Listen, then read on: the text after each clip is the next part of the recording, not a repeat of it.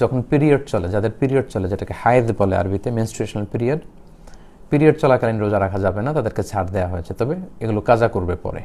পাশাপাশি নেফাজ যেটাকে বলে, আফটার বেবি ডেলিভারি পিরিয়ড অথবা পোস্ট পার্টাম পিরিয়ড যেটাকে বলে, বাচ্চা ডেলিভারি দেওয়ার পরে আমাদের মায়েদের বোনদের যে ব্লিডিংটা হয় লম্বা সময়, প্রায় 40 দিন, রমাদান মাস যদি ওই টাইমে পড়ে যায় তাহলে এই সিয়ামগুলো তারা রাখতে পারবেন না এবং তাদেরকে ছাড় দেওয়া হয়েছে।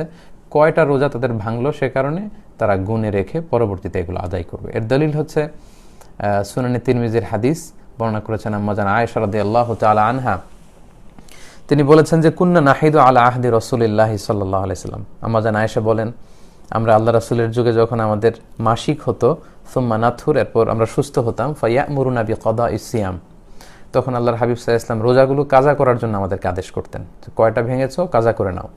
ওয়ালা ইয়ামুরুনা বিকাদাইস সালাহ, কিন্তু সালাতগুলো কাজা করার আদেশ করতেন না।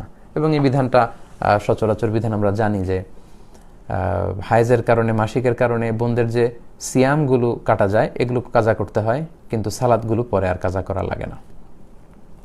এবং আম্মা জান আয়েশা রাদিয়াল্লাহু তাআলা আনহা ওনার রমাদান যে সিয়ামগুলো কাজা হতো এগুলো তিনি পরবর্তী শাবান মাসে প্রায় 1 বছর পর, 11 মাস পরে এগুলো পালন করতেন।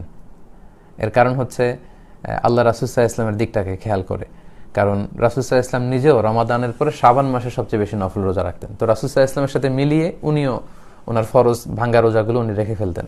তাহলে হাজব্যান্ড ওয়াইফ আল্লাহ রাসূল সাল্লাল্লাহু আলাইহি ওয়াসাল্লাম এবং আম্মা জান আয়েশা দুজনে মিলে রোজা রাখছেন। বছরের অন্যান্য সময় আম্মা জান আয়েশা রাদিয়াল্লাহু তাআলা আনহা ওনার ভাঙতি রোজাগুলো রাখতেন না, এই কারণে, কারণ অন্য সময় আল্লাহ রাসূল সাল্লাল্লাহু আলাইহি ওয়াসাল্লাম হয়তো দিনের বেলায় আম্মা জান আয়েশা রাদিয়াল্লাহু তাআলা আনহার সঙ্গ চাইতে পারেন।